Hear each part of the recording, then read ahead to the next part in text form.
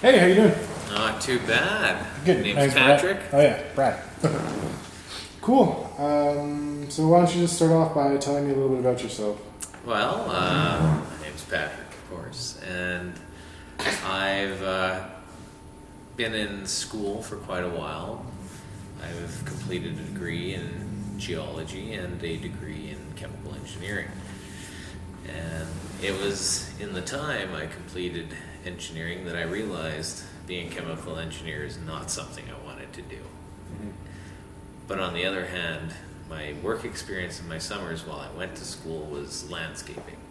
And over the past 6 to 7 years, I became a lead hand and a crew lead. And in doing so, I really gained an interest and a joy of running a crew, working in a team, completing projects, and trying to increase the efficiency of how my projects are completed. Now, I realized I enjoyed doing that, but at the same time, I did not enjoy the stuff I did in chemical engineering.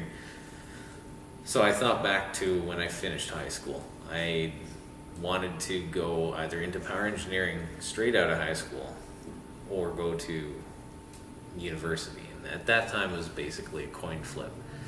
So I thought to myself, I'm like, you know what? That's a hands-on role, and I found a lot of the stuff I researched in school to be interesting, like turbine function, how boilers worked, and how distillation columns worked, and vessel corrosion and that kind of stuff I found interesting, but there was never any sort of hands-on application I would ever be able to do through an engineering perspective. So then I just thought about it, and I was like, there's only one logical place for me to go, and that was to sign up for power engineering at NAIT. Okay, cool. Why did you choose to pursue power engineering as a career? Well, I guess I sort of just answered that question. But to elaborate on that, I'd say it's a great career for me, because I'm able to apply my work experience and things I learned in chemical engineering to the day-in-day operation as a plant operator. Cool. Tell me about the last time you stepped up to make a decision in a team setting. What was the outcome?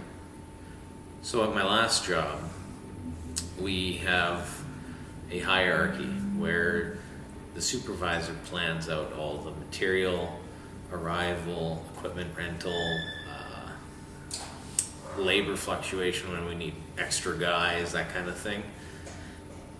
So since I had a lot of experience in doing that kind of thing, I asked him for a bit of leash to do that stuff myself, because I figured I'd be able to operate things more efficiently without always having to contact and get approval for this and that. And he for one project, he did that for me.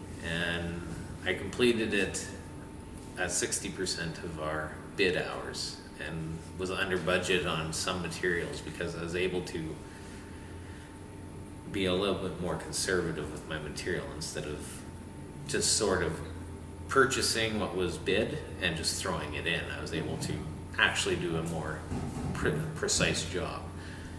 And ever since then, he just let me rent the equipment I required and order my truckloads and order my haul away and plan my week-to-week project labor, that kind of thing. Sounds great. And I feel like those skills can also apply to the field of power engineering. So it's just another thing for me as to why I think I'd be an incredible fit as an entry-level power engineer here, because I bring a lot of these skills that many entry-level power engineers they won't have. So I feel like they will lend me a bit of a benefit and experience that will be applicable to this field. Sounds great. I would have to agree with you on that. Cool. Thanks a lot for coming in. Awesome. Thanks. Cheers.